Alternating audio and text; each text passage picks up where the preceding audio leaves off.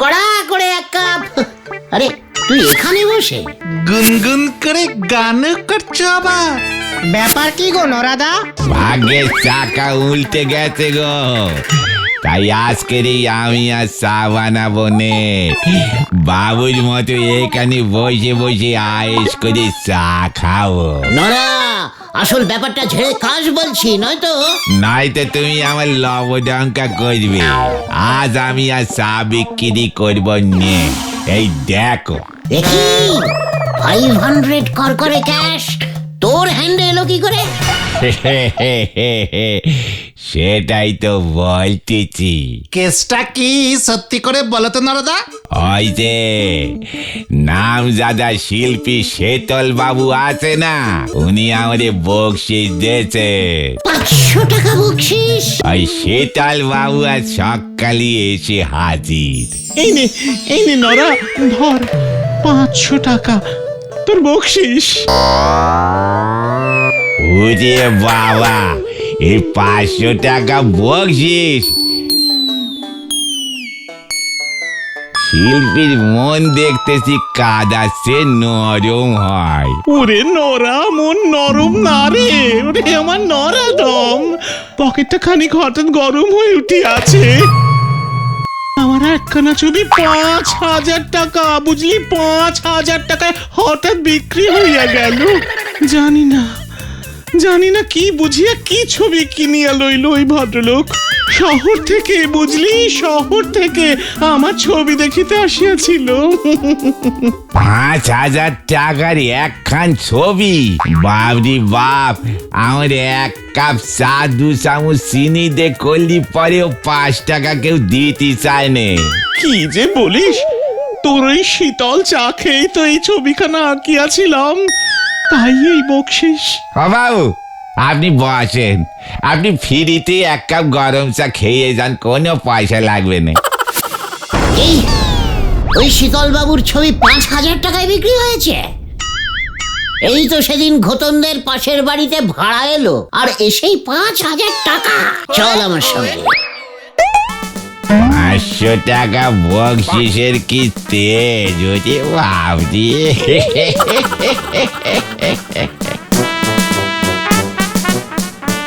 এই হলো সেই বিখ্যাত ছবি গুলটে বাবু। 5,000 টাকা, 5,000 টাকা দিয়ে বিক্রি হলো। এই দেখুন আমার সই, সীসা মানে শীতল শাসমল। তা সীসা মশাই, এই ছবিটার মধ্যে যে কোনো ছবি দেখিতে পাইতেছি না। পুরোটাই কমলা রং দিয়ে লেপে দিয়ে কালো রঙের গোল এঁকে দিয়েছেন। ইহা বড় গভীর ছবি, সকলে বোঝে না। খুব কঠিন মানে, তাই না শীতল বাবু? খুব খুব ছবি যত কঠিন হবে, যত লোক কম বুঝবে, তত তো দাম চড়বে। ভেরি ইন্টারেস্টিং ফুল কথা। তা এই ছবিটার মানে যদি আপনি একটু বুঝিয়ে দেন দেখি সীসা বাবু। বুঝাচ্ছি, পৃথিবীটা জ্বলছে জ্বলছে, দাও দাও করে জ্বলছে। এই মেরেছে। কোথায় কোথায়? জল জল! এই যে এই পুরোটা পৃথিবী, এই কমলা রং হলো আগুন। আর ওই কালো গোলটা? ওটা সূর্য। কি? সূর্য কালো রঙের? ওখানেই তো মহান শিল্পীর কামাল। কামাল, সূর্য তাপ ছড়াইতে নিজে পুড়িয়া কালো পোড়া ঝলসানো রুটি হইয়া গিয়াছে। সূর্য রুটি হয়ে গেছে? শিল্পীর মন তো গুলটে বাবু, যা ইচ্ছে তাই ভাবতে পারা যায়। ও তাই বুঝি? হ্যাঁ, বড়ই নরম। বুঝেছি। এবার আমাকেও আমার পকেট করিতে হইবে গরম। চল রে বলদের দল, চল। আচ্ছা গুলটে মামা, ছবি আঁকছে ওই শীতল বাবু, তোমার পকেট গরম হবে কেমন করে? যেভাবে ওই সীসা মানে শীতল বাবুর পকেট ভর্তি হয়েছে। সে তো ছবি আঁকে, তুমিও কি ছবি আঁকতে পারো নাকি গুলটে মামা? ওরে, মন যাদের নরম হয় তারাই ছবি আঁকতে পারে। তোদের লিডারকে তোরা এখনো চিনলি না রে। মানেটা কি? মানে ইজ ভেরি ইজিক্যালি সোজা। আমিও ছবি আঁকবো বুঝলি, ভেরি কঠিন কঠিন ছবি। ছবি যত কঠিন দাম তত বেশি। শুনলি না শীতল বাবু কি বললো? তা বলে তুমি ছবি আঁকবে? আমাকে চ্যালেঞ্জিং করবি না ভেন্ডি, দেখবি আমি পারি কিনা ছবি আঁকতে, দেখবি? হ্যাঁ দেখবো। পাঁচু, ভেন্ডি আমাকে চ্যালেঞ্জিং দিল কিন্তু। তুমিও দেখিয়ে দাও গুলটে মামা। ঠিক আছে চল তাহলে ঠেকে, আজকেই দেখিতে পাইবি তোদের গুলটে মামা কত বড় শিল্পী।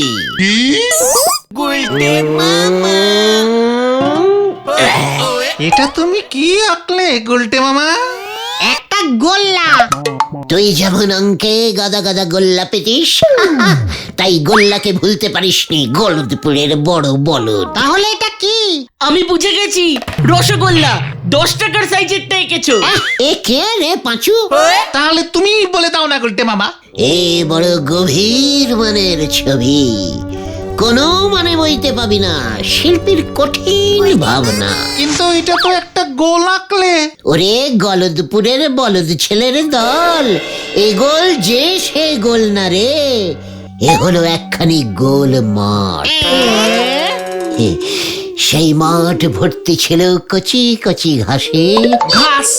ঘাস কোথায় আঁকলে তুমি? ওইখানেই তো শিল্পীর কেলটাবুলাস কেরামতি রে। মাঠে ঘাস নাই তাই আঁকি নাই, সব ঘাস একটু আগে গরুতে খাইয়া চলিয়া গিয়াছে। পরিয়ার হইয়াছে শুধু মাঠ, ধুধু মাঠ, কি করুন মাঠ, ঘাস নাই ঘাস নাই, সব গরুতে খাইয়া ফেলাইল, একই কাণ্ড ঘটিল। থাক থাক গুলটে মামা, বুঝেছি বুঝেছি। শিল্পীর নরম মন তো সহ্য হয় না কিছু। বুঝলাম। মাথা নিচু করে এবার যে যার বাড়িতে চলে যা। বিকেল ঠিক 4টের সময় নরার চায়ের দোকানে হাজির হবি। নরাকেও এবার জবাব দেওয়ার সময় এসেছে। বলে কিনা ওকে আমি চা তৈরি করে খাওয়াবো। এই শিল্পী গুলটে গুহর নরম মন পেয়ে যা ইচ্ছে তাই বলবে, আর তোরা সহ্য করবি। একদম না গুলটে মামা।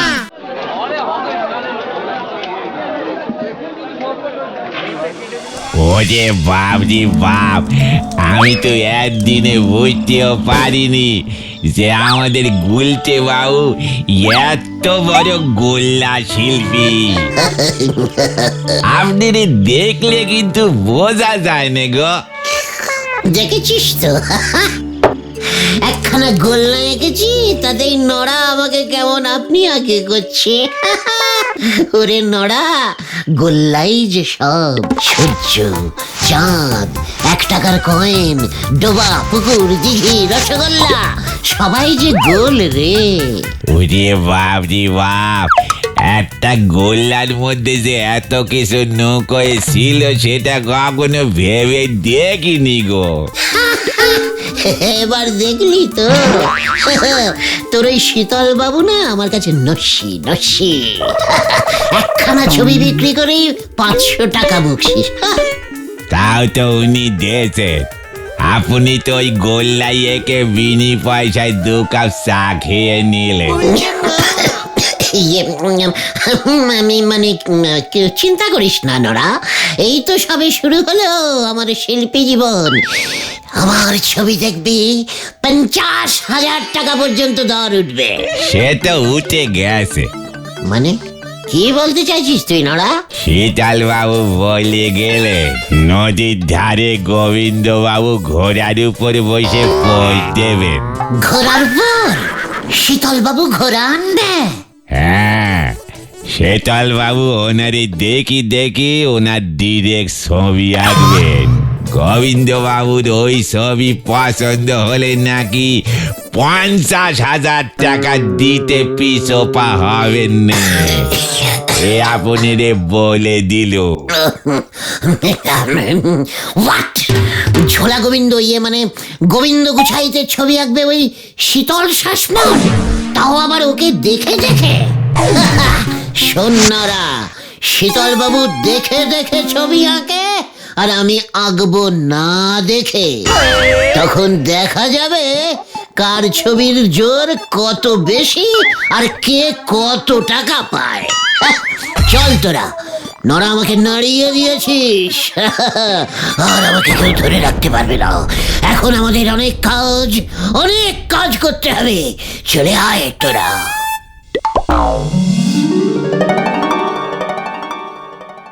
হ্যাঁ, বলছি মানে কথা, আমার ছবি যেন পুরো আমার মতোই দেখতে হয়।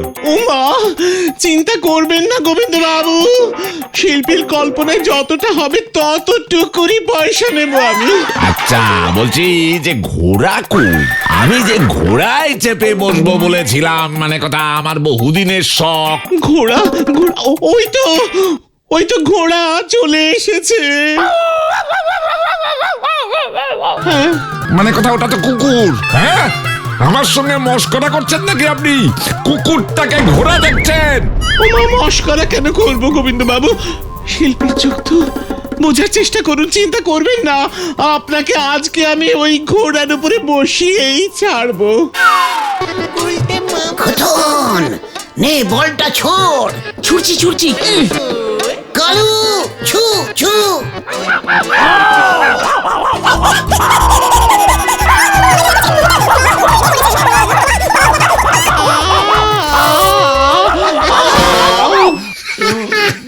ওরে হতচ্ছাড়া শীতল, তোর মাথায় মানে কথা এবার আমি তোর ছবি ভাঙবো। শিল্পীর চোখ কখনো ভুল হয় না স্যার, কখনো ভুল হয় না, বিশ্বাস করুন। ওই কুকুরটা আগের জন্মে ঘোড়াই ছিল। শিল্পীর কল্পনা স্যার। শিল্পীর কল্পনা? ওঠ ওঠ বলছি, মানে কথা। ওরে বাপরে বাপ, আমার কোমরটা গেল। চলুন দেখি আপনাকে বাড়ি পৌঁছে দিয়ে আসি। এই ধর তোরা। আপনার মেয়ে শ্রীমতী পটেশ্বরীকে দেখছি না গোবিন্দ বাবু? ও যে দুদিন হলো মাসির বাড়ি গেছে। খুব ভালো হয়েছে। না না, ইয়ে যাক, ভগবান যা করেন মঙ্গলের জন্যই করে। ঠিকই আছে। মঙ্গল আর হলো কোথায়? মানে কথা, নড়া বলল শীতল বাবু নাকি ভালো ছবি টবি আঁকে, তাই ভাবলাম ঘোড়ার উপরে আমি বসে পা ঝুলিয়ে যদি একখানা ছবি এই ঘরে রাখতে পারতাম। তাই ওই মরকট শীতলকে বললাম, কি ভাবলাম আর কি হলো, মানে কথা। আরে আমরা আছি কি করতে মশাই, কি করতে আছি আমরা? আমরা এই পাড়ার ছেলেরা যদি আপনার সামান্য একখানি এইটুকুখানি শখ পূরণ করতে না পারি, তাহলে এটা যে পাড়ার লজ্জা, তাম গলদপুরের লজ্জা, আপনার লজ্জা, আমার লজ্জা। থাক, থাক, থাক, থাক, থাক, থাক। থাক। ও, ঠিক আছে। মানে কথা, এত লজ্জা পেতে হবে না। তা তোমরা কিভাবে আমার শখ পূরণ করবে হে বাপু? কেন, ছবি এঁকে? বটে, মানে কথা, তা কে আঁকবে আমার ছবি? কেন আমি? হ্যাঁ, তাই বুঝি? তা তুমি কবে শিল্পী হলে হে গুলটে? সে অনেক দিন থেকে, বুঝেছেন। আমি তো ছদ্মনামে আঁকি, তাই বোধহয় শোনেননি আপনি। কি নামে আঁকো? গুগু, গুলটে গুহ। গু গু? ওরে বাপ রে বাপ, তাই বুঝি? মানে কথা, তা ভায়া পারবে নাকি তুমি আমার ছবি আঁকতে? পারলে কি 50? হ্যাঁ হ্যাঁ, নগদ 50 টাকা পাবে। মানে নড়া বলছিল যে 50,000। 50,000? ওটা ঘোড়ার ভাড়া। হ্যাঁ, মানে কথা, ওই ঘোড়ার উপরে চড়িয়ে যদি আঁকতে পারো, তবে এখন তো বেশ কিছুদিন বিছানা ছেড়ে উঠতে পারবো না। মানে কথা, এই অবস্থায় আমার একখানা ছবি এঁকে দেখাও দেখি। জানি না তুমি আবার কি খেল দেখাবে। মানে কথা, মানে ঠিক আছে, অল্পের উপর দিয়েই শুরু হোক। পছন্দ হলে তো আপনার আবার 500 টাকা করে বকশিস দেবার স্বভাব তো আছেই। আরে আগে তো পছন্দ হোক গুজবুক, মানে কথা নিয়ে আয় তোর খাতাপত্র, রং পেন্সিল। স্বভাব আর লাগবেই না, আমি বাড়িতে বসেই আঁকবো। কি আমি থাকবো আমার বাড়িতে, আমার ঘরে? আর মানে কথা তুই ছবি আঁকবি তোর ঘরে বসে? মস্করা করার জায়গা পাও না, মানে কথা? কি মেশমশাই, সব শিল্পী কি এক হয় নাকি? আমি যে ভেরি ক্লাসিক্যাল ছবি আঁকি, আপনি বোধহয় জানেন না। সব না দেখে, একটুও দেখে ছবি আঁকি না। আপনাকে এতবার এত রূপে দেখিয়াছি, আর দেখিতে হইবে না। দেখবেন এই গুলটে গুহ রূপে গুগু কেমন গভীর কল্পনা করিয়া আপনার আস্ত মুখখানির একটি আলপনা ছবি আঁকিবে, দেখে পয়সা দিবেন। ঠিক আছে, তবে এখন যা, ছবি নিয়ে মানে কথা তারপর আসবি। ব্যাস, আর কোনো চিন্তা নেই। কল্পনায় মুখমণ্ডলের ছবি উঠিয়া গেল, ব্যাস আর কোনো চিন্তা নেই। আমি এখন আসি মেশমশাই, টাটা। বাপরে বাপ।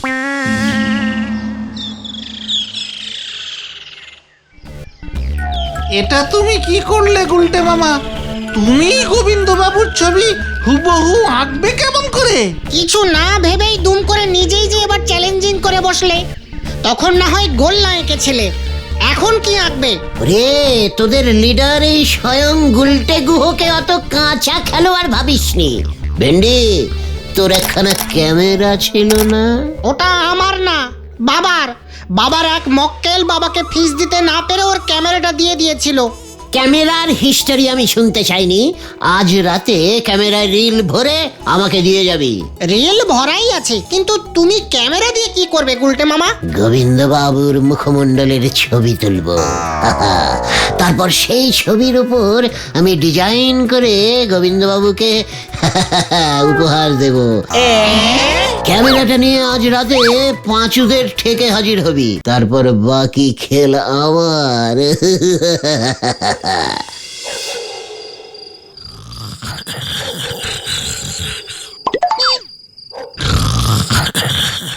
নাক ডাকছে না বাঘ ডাকছে?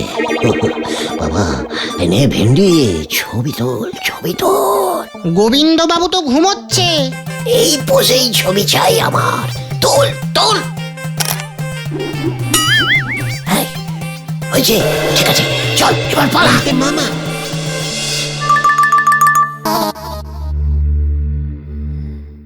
গোবিন্দ বাবু, মেশমশাই, এই যে আমরা এসে গেছি। মানে কথা এতদিনের সময় হলো বুঝি? কোথায় কোথায় আমার ছবি, কোথায় হে? আপনার ছবি বলে কথা, এত লাইটলি ভাবে দেখানো যায় নাকি?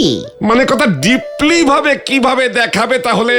আজ বৈকালিক বেলায় স্কুলের মাঠে আপনার ওই বিখ্যাত ছবিটির উদ্বোধন হইবে। ইতিমধ্যে পাঁচু ভেন্ডিরা সবাই পাড়ায় প্রচার শুরু করিয়া দিয়াছে। ছবির উদ্বোধন? মানে কথা তা কে করবে শুনি? মানে স্যার, আপনি। আপনার ছবির উদ্বোধন মহামান্য আপনি করিবেন। পুরো গলদপুর দেখিবে এই শিল্পী গুলটে কি অসামান্য ছবি আঁকিয়াছে। ও তাই বুঝি? মানে কথা ব্যাপারটা তো মন্দ নয়। সমস্ত বড় বড় মহাপুরুষদের ছবি তো এইভাবেই উদ্বোধন হয়। ঝোলা মানে গোবিন্দ বাবু, মনে থাকে যেন, আজ বৈকালিক ঠিক 4 ঘটিকায়।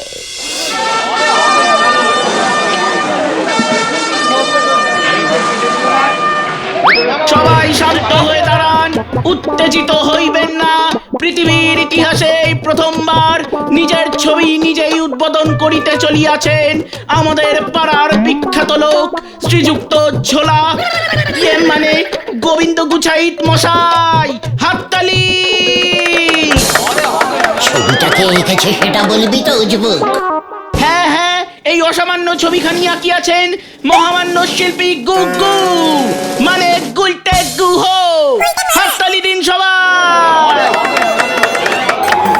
এবার তাহলে মানে কথা উদ্বোধনটা করেই দিই, হ্যাঁ? আমার যে আর তর সইছে না রে। শুভস্য শীঘ্রমস্য। অবশ্য অবশ্য এ, এ, এ,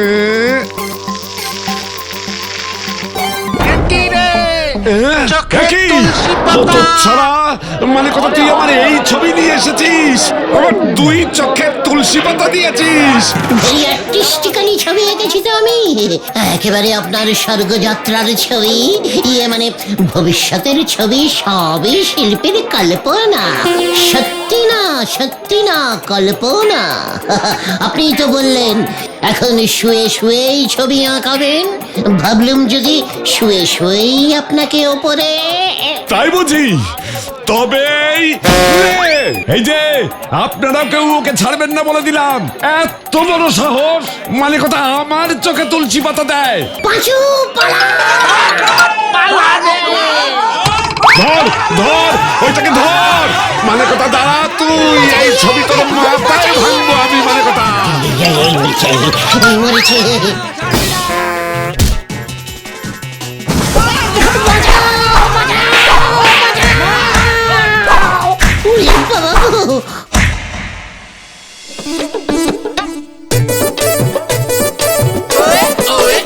তুমি শেষ পর্যন্ত গোবিন্দ বাবুর চোখে তুলসী পাতা দিতে গেলে কেন গুলটে মামা?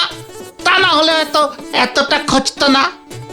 ভেন্ডিটা ঝোলা গোবিন্দর ঘুমন্ত অবস্থার ছবি তুলেছে, তাই আমি চোখে তুলসী পাতা লাগিয়ে ব্যাপারটাকে একটু জীবন্ত করে তুলতে চেয়েছিলাম রে ভাইটু। সবই শিল্পীর কল্পনা রে, সবাই বোঝে না। ভেরি ডিপ মিনিং তো। ঠিকই বলেছ, গোবিন্দবাবু তোমার কল্পনাটা ধরতেই পারেননি। কিন্তু শিল্পী হওয়ার পেঁচটা কেমন কষেছিলাম বল। নেহাত গোবিন্দবাবু ছবিটার এত গভীর মানেটা ধরতে পারলো না, নয়তো কড় করে 500 টাকা তোদের কপালেই নাচছিল রে। বাবা বাবা বাবা বাবা গো, আমি এক ছুটে 70 মাইল ছুটিয়া আপনার পদে মানে আপনার পদতলে নিজেকে পদার্পণ মানে সমর্পণ করিলাম। উঠে বস বৎস। বাবা মনে বড় কষ্ট। কিসের কষ্ট তোর? পকেটে যে নোট নাই, আসলে পকেট যে সব সময় ফাঁকাই থাকে বাবা, তাই তো আমি সব সময় নোট চাই। তোর দৌড়ে আমি খুশি হইয়াছি, এক ছুটে 70 মাইল। বাহ, আমার প্রতি তোর এই ভক্তি দেখিয়া আমি মুগ্ধ। এই নে হাত পাত। এটা কি প্রভু? আমার পদধূলি। আমার যে টাকা চাই, মাটি নয়। এই ধূলিকণা মাটি কাল সকাল হইলে খালি পেটে কপালে ঘষিয়া ঘষিয়া মাখিবি, তারপরে দেখিবি তোর কপাল কেমন খুলিয়া যাইবে। রাজা হইবি তুই, রাজা।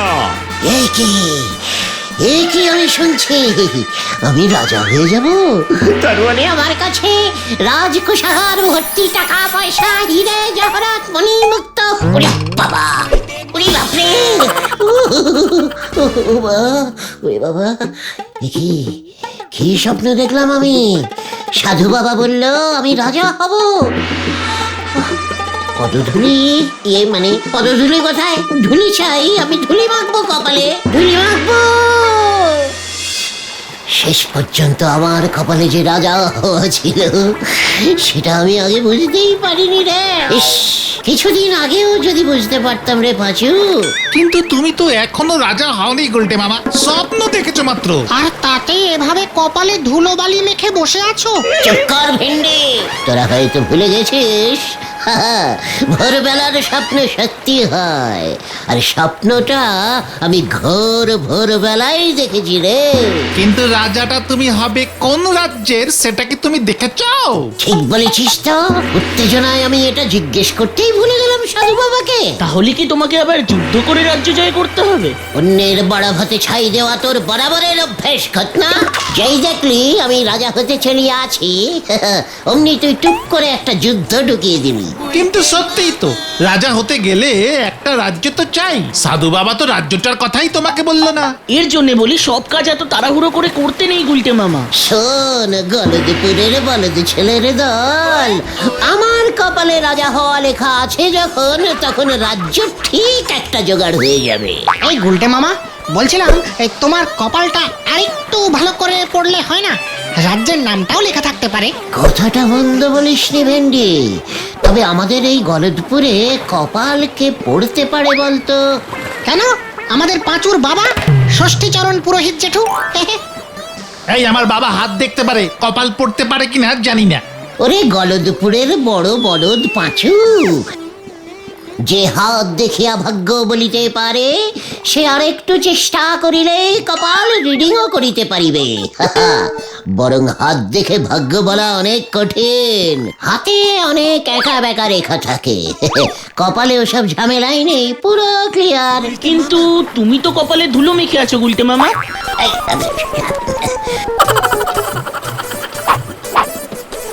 এই আমি কপাল ক্লিয়ার করলাম, চল এখন পাঁচুর বাবার কাছে যাওয়া যাক। রাজা হওয়ার সুযোগ কিছুতেই হাতছাড়া করা যাবে না। ঠিক আছে চলো, বাবা মনে হয় এখনো বাড়িতেই আছে।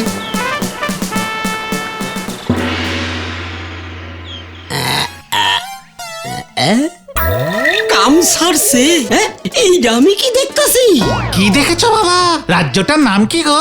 রাজ্যটা কি এদেশে না বিদেশে? এই যে গভীর একটা চক্রবর্তী রেখা দেখা যাইতাছে। হ্যাঁ, খুব গভীর। কিন্তু আমরা তো গুহ, চক্রবর্তী তো নয়। আহম্মক কোথাকার। মানে কিছুই বুঝস না তুই। গুহই হোস আর যাই হোস, তোর কপালে যখন চক্রবর্তী রেখা দেখছি আমি, রাজা তুই হবি হবি। কিন্তু কিভাবে? এই যে একটা মোক্ষম প্রশ্ন করছস বটে। শোন, মন দিয়া শোন। এইখান থিয়া নাক বরাবর পশ্চিমে, বুঝলি, পশ্চিমে পাক্কা 70 মাইল দূরে কপালপুরা গ্রামের জমিদার শ্রীমান কপালেশ্বর কাপা মহাশয়ের সঙ্গে দেখা কর। ওই তোরে রাজা বানাইব গুলটে। বাবা, গুলটে মামার কপালে এত কিছু লেখা, আগে দেখিনি তো। তোর বোঝার দরকার নেই পাঁচু, তোর বাবা বুঝলেই হবে। কিন্তু মেসমশাই, আমি একটা ব্যাপার বুঝতে পারছি না কিছুতেই। কপালের জমিদার আমাকে রাজা বানাবে কি করে? ও তো নিজেই রাজা হতে পারেনি, সারা জীবন তো জমিদার হয়েই কপালপোড়া গ্রামে রয়ে গেল। এত কিছু যদি তোরা বুঝবি, তাইলে আমার কাছে আইয়া তোকে কোনো কাম নাই। শোন শোন শোন শোন শোন, যা কইতাছি মন দিয়া শোন। সোজা কপালেশ্বরের কাছে যা, ওই কপালপুরা গ্রামে। ঠিক আছে, আমার কপালে যদি এত কপাল লেখা থাকে তাহলে আমি যাব। রাজা আমাকে হতেই হবে। আর আমি যদি একবার রাজা হতে পারি, তাহলে মেসমশাই আপনি হবেন আমার রাজ পুরোহিত। মন্ত্রী কে হবে গুলটে মামা? তোর বাবা। তার কারণ ওই কপালপুরা গ্রামে যাবার যা খরচা তা তোর বাবাই দেবে। এটাই তোর বাবার কপালে লেখা। Follow me.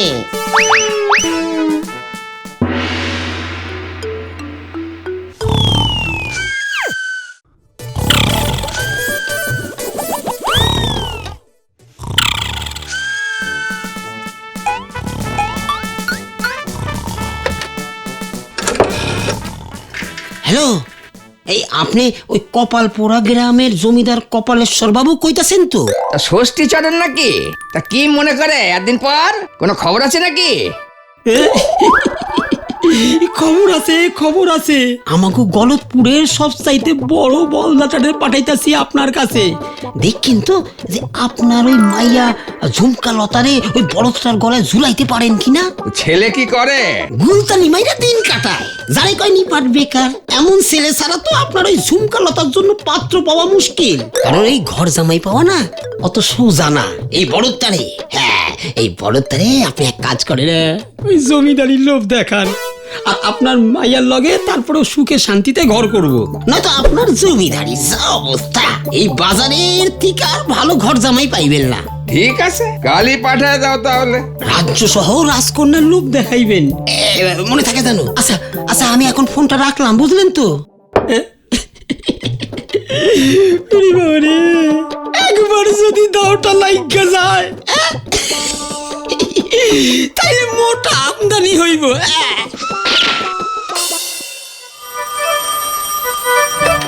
কি কাণ্ড! হ্যালো, কি হে হরি বল? হ্যাঁ, খবর কি? হরি বল না, বলো হরি। এখন অত সময় নাই, আসল কথাটা বলছি শোনেন।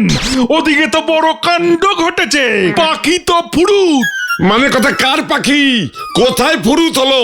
ইয়ে মানে আপনার পাখি। কি কাণ্ড! ওই কুলটের তো বিয়ে ঠিক হয়েছে, ষষ্ঠীচরণ ঠিক করেছে। কপাল পোড়া গ্রামের জমিদার কপালের মেয়ের সঙ্গে। কি কাণ্ড! কি মানে কথা? আমার এত বড় পোড়া কপাল হতেই পারে না। ওই গুলটের যদি বিয়ে হয় মানে কথা, তবে আমার মেয়ে পটেশ্বরীর সঙ্গেই হবে। এই আমি তোমায় শেষবার বলে দিলাম হরি বল। আগে বলো হরি। ওই একই হলো, হ্যাঁ ওই বলো হরি হরি বল সবে একই। তুমি এখনই এই বিয়ে আটকাও, নয়তো রোজ সকালে লাউ কুমড়ো কাতলা মাছ সব বন্ধ। কি কাণ্ড! এবার আমি কি করি? মানে কথা ওই পোড়া কপাল গুলটেকে আটকাও, কিছুতেই যেন ও ওই কপাল পোড়া গ্রামে যেতে না পারে। তা না হলে কিন্তু তোমার কপাল পুড়বে এবার হরি বল। আগে বলো হরি। আমি জানতাম ঘটন তোর বাবা আমাদের 1 টাকা দিয়েও সাহায্য করবে না। আমি তো অনেক করে বললাম, এর থেকে বেশি বললে আমার ওই কপাল পোড়া গ্রামে যাওয়াটাই আটকে দিত। চিন্তা নেই, পাঁচুর বাবা তো আপাতত 50 টাকা ধার দিয়েছে গুলটে মামা। পাঁচু স্টেশনে গেছে টিকিট কাটতে। কিন্তু আমি তো একটা ব্যাপার কিছুতেই বুঝতে পারছি না, পাঁচুর বাবা ষষ্ঠীচরণ বাবু হঠাৎ আমাকে রাজা বানাতে এত ব্যস্ত হয়ে উঠলো কেন বলতো? নিজের রাজপুরোহিত হতে চায় বলে। আমিও ঠিক সেরকমই ভাবছিলাম, বুঝলি। কেস কেঁচে গেছে গুলটে মামা, পুরো গুবলেট হয়ে গেছে। মানে হোয়াট গুবলেট? কি হয়েছে পাঁচু বল? রাজা আমি হবই, তুই হবি আমার সেনাপতি। বিপদে মাথা ঠান্ডা রাখতে শেখ পাঁচু। গুলটে মামা, বলহরি দ্বারকা স্টেশনে পুলিশ পোস্টিং বসিয়েছে। স্টেশনের দিকে গেলেই নাকি আমাদের ধরে বন্দি করবে। আমি তো স্টেশনে ঢুকতেই পারলাম না, বলহরি দ্বারকা আমাকে ধরে শাসিয়ে দিল। বলল আমাদের এই গলতপুর থেকে কেউ ওই কপালপোড়া গ্রামে যেতে পারবেন না, গেলেই আটক করবে। কেন? বলল কোনো এক কালে নাকি ওই কপালপোড়া গ্রাম আমাদের গলতপুর গ্রামকে বগলামুখী কাপ ফুটবল ফাইনালে 10 গোল দিয়েছিল। সেই থেকে ওই কপালপোড়া গ্রাম হলো গলতপুরের শত্রু গ্রাম। শত্রু। আমি রাজা হব শুনেই আমার চারিদিকে শত্রুরা দলে দলে জাগিয়া উঠিয়াছে। রাজা আমি হইবই, কেহই আমাকে আটকাইতে পারিবে না। কপালের লিখন মন্ডন করা যাইবে না। বলছি যে ওটা খণ্ডন হবে গুলটে মামা। সে যাই হোক, শোন, গলদপুরের বলদ ছেলের দল আমার এখন কোনো সৈন্য দল নাই। তাই ওই বলহরি দারোগার পুলিশ দলের সঙ্গে সরাসরি যুদ্ধ ঘোষণা করা যাইবে না, খানিক বুদ্ধি খরচা করিতে হইবে। বুদ্ধি তোমার? মানে কি বুদ্ধি গুলটে মামা? আমার একখানি খাটিয়া চাই। ইয়েস, খাটিয়া। ওই হারুদের আছে, ওর দাদু খাটিয়ায় বসে রোদ পোহাতো। ওর দাদু পটল তোলার পরে এখন খাটিয়াটা এমনিই পড়ে আছে। ওই হারু শুদ্ধ ওর দাদুর খাটিয়া আমার চাই। আর আমাদের যা করবার কাল সকালের মধ্যেই করতে হবে। সময় কম, হাতে সময় কম। শোন সকলে, গুলটে মামা সিরিয়াস পেশেন্ট আছে।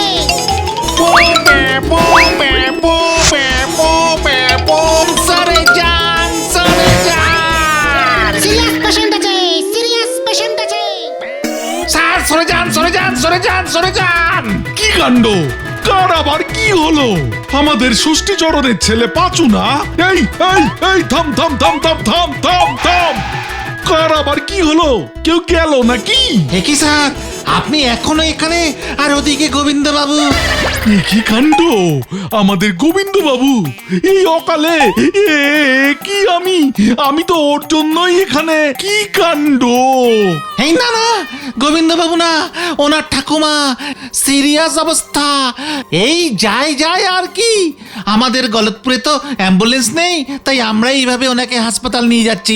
সরে যান। প্যাপু প্যাপু প্যাপু প্যাপু।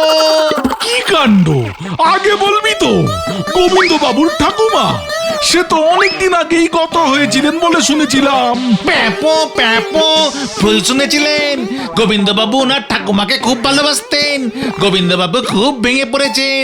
প্যাপো জানি না বাঁচানো যাবে কিনা। প্যাপো, আপনি এক্ষুনি গোবিন্দবাবুর কাছে যান, আপনাকে খুঁজছিল। বলছিল এই বিপদের দিনে ওই হরিবলটা এলো না, খুব রেগে যাচ্ছিল। বলছিল আমি আর হরিবলকে লাউ কুমড়ো পাঠাবো না। প্যাপো কি কি কাণ্ড! না না না না না, লাউ কুমড়ো, আমি এক্ষুনি যাচ্ছি। কি বিপদ! এই এই তোরা চল, সকলে চল, লাউ কুমড়ো গেল আমার, চল। জয় কপালপোড়া গ্রাম। রাজা আমি হইবই, কেহই আমাকে আটকাইতে পারিবে না।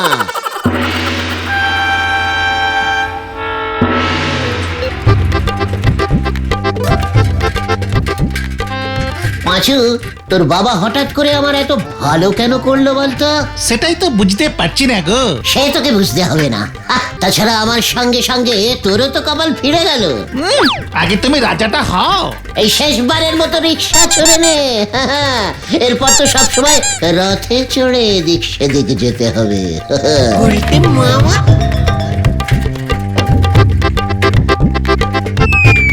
এই যে আমরা এসে গেছি বাবু, নামেন দেখি। আপনাদের কপালও দেখছি আমার মতোই পোড়া। দেন দেন, 7 টাকা 12 আনা দেন। পাঁচু, ভাড়াটা দিয়ে দে।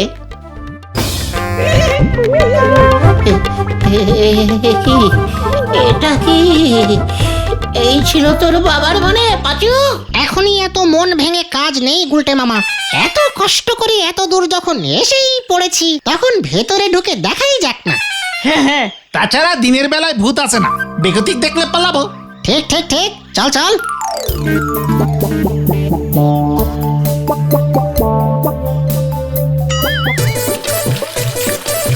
ওই তো দেখো উল্টে মামা, জমিদারের বাগানের মালি হবে, ওনাকেই আগে জিজ্ঞাসা করো না। হ্যাঁ হ্যাঁ, ইয়ে মানে এই যে দাদু, শুনছেন?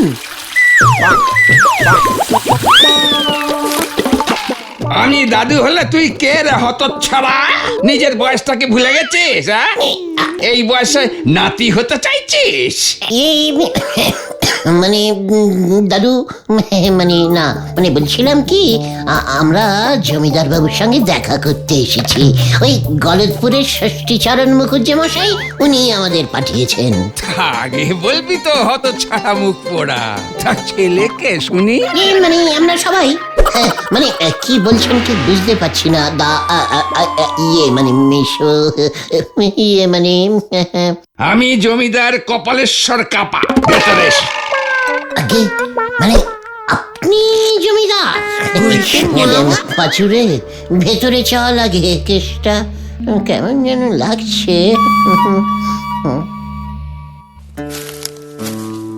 তা পাত্র বুঝি তুমি? হে বাবা জীবন। আগে পাত্র না, আমি গুলটে, গুলটে গুহ। আর ষষ্ঠীচরণ তো টেলিফোনে আমাকে এই নামটাই বলেছিল। ঠিক ঠিক ঠিক ঠিক ঠিক, ওই ষষ্ঠীচরণ মেশামশাই তো আপনার কাছে আমাদেরকে পাঠিয়েছেন রাজা হওয়ার জন্য। আমার কপালে লেখা আছে তো। একেবারে ঠিক লেখা আছে, যাকে বলে একেবারে রাজকন্যা সহ রাজত্ব। আমার তো ওই একটাই মেয়ে ঝুমকোলতা, ওকে বিয়ে করলে এই জমিদারিত্ব তোমারই হবে বাবা জীবন। তবে জমি জমা বিশেষ কিছু নাই, সবই ধার দেনায় গেছে। এই এই বাড়িখানাই যা পড়ে আছে আজকের বাজারে, এটার দামও তো কম কিছু নয়। কি এসব আপনি কি বলছেন? আমি বিয়ে করব না। পাঁচু, তোর বাবার মনে ছিল শেষ পর্যন্ত? মানে জমিদার মেশমশাই, আমি বেকার, মানে কোনো রোজগার করি না, বুঝতে পারছেন? খালি রাজা হতে চাই। এমন বাজে পাত্রর সঙ্গে কখনোই আপনার মেয়ের বিয়ে আপনি দেবেন না। কিরে, তোরা কিছু বলছিস না কেন? ষষ্ঠীচরণ তো একেবারে ঠিক পাত্র দিয়েছেন। আমি তো এমনই চালচলহীন বেকার পাত্র খুঁজছিলাম। বাবা জীবন, একদম চিন্তা করো না, ঘর জামাই থাকবে, দুবেলা দুমুঠো খেতে পাবে, আর তার বদলে আমাকে আর আমার মেয়েকে দেখে শুনে রাখবে। হ্যাঁ, পাঁচু, আমি তোকে ছাড়বো না। আমি আর রাজা হব না। জমিদার মেশমশাই, মানে বলছিলাম যে এই বিয়ে হলে তো ভয়ঙ্কর সর্বনাশ হয়ে যাবে, মানে যাকে বলে মানে রাজায় রাজায় যুদ্ধ বেঁধে যাবে। যুদ্ধ কার সাথে? কেন? ওই যে আমাদের গলদপুরের গোবিন্দ গুছাইত আছে না, বিশাল ঝোলাগুড়ের ব্যবসায়ী, ওর একমাত্র মেয়ে ভারী সুন্দরী পটিয়সী শ্রীমতী পটেশ্বরীর সঙ্গে আমার তো বিয়ে ফাইনাল হয়ে গেছে। এখন কি হবে? তাহলে ওই ষষ্ঠীচরণ পুরোহিত তোকে পাঠালো কেন? মানে ফুটবল খেলতে না, মানে রাজা হওয়ার জন্য। আমি এক্ষুনি গোবিন্দ বাবুকে ফোনে বলছি, বিয়ে আমার মেয়ের সঙ্গেই হবে। কি? না না না না না, আমি তো পটুকে খুব ভালোবাসি। তাই বুঝি? বাসাচ্ছি তোকে ভালো হতো। এইগুলোকে এই ঘরে বন্ধ করে রাখ, পালাতে যেন না পারে। আমি আজ রাতেই ঝুমকলতের বিয়ে দেব। ওই উল্লুকটা যেন পালাতে না পারে, সঙ্গে ওর সাকরেত গুলো। যাই, আমি বিয়ের আয়োজনটা করি গিয়ে। আমি দরজার বাইরে পাহারায় আছি। বাবা পাঁচু, আজকে তোর বাবার জন্য আমাদের এই অবস্থা। বাবার কি দোষ? বাবা তো ভেবেছিল জমিদারের একমাত্র মেয়ের সঙ্গে বিয়ে হলে তুমি ফকটের জমিদারিটা পেয়ে যাবে। তাহলে এই কপালের জমিদারি, না আছে জমি, না আছে দাড়ি। এই বাড়িটা তো আছে, হোক না ভাঙা, পুরনো ইটের ভালো দাম পাওয়া যায় গুলতে মামা। পাঁচু, রাগে আমার সারা শরীর কাঁপছে কিন্তু। শান্তি শান্তি, আর কাঁপাকাঁপিতে দরকার নেই। এখন আগে এই জমিদার কপালেশ্বরের হাত থেকে কিভাবে বাঁচবো সেটা বলো। ঠিক বলেছিস খতন, এই বুদ্ধিটাই বার করতে হবে।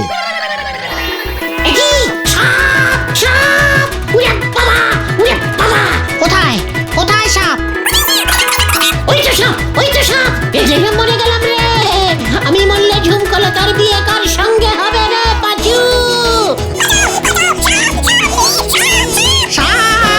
সাপ কাহা, সাপ কাহা? আহা সাপ, আহা সাপ, আরে পালা রে।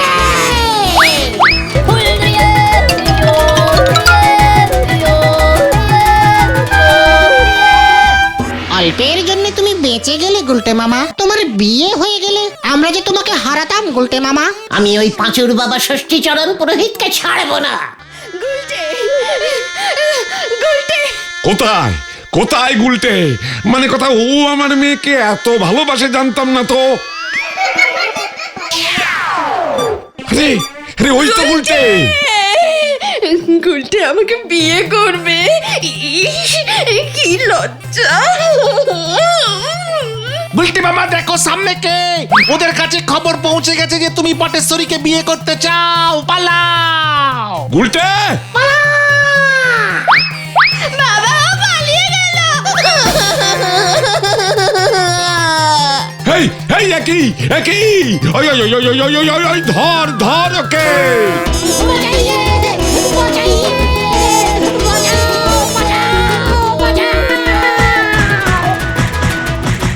আমি আর রাজা হতে চাই না রে ভাই টুগন। কেন?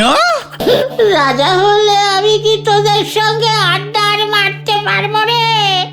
গলে দুপুরের বলদি ছেলের দল, ফোকটে আমাদের আড্ডাটাও বন্ধ হয়ে যাবে। আর আড্ডা ছাড়া যে আমার জীবন বৃথা ভাই টুগন। তাই আমি তোদের গুলটে মামা হয়েই থাকতে চাই, আর আড্ডা মেরে এই জীবনটা অতি কষ্টে হেসে খেলে কাটিয়ে দিতে চাই। হ্যাঁ রে, জয় গুলটে মামার জয়।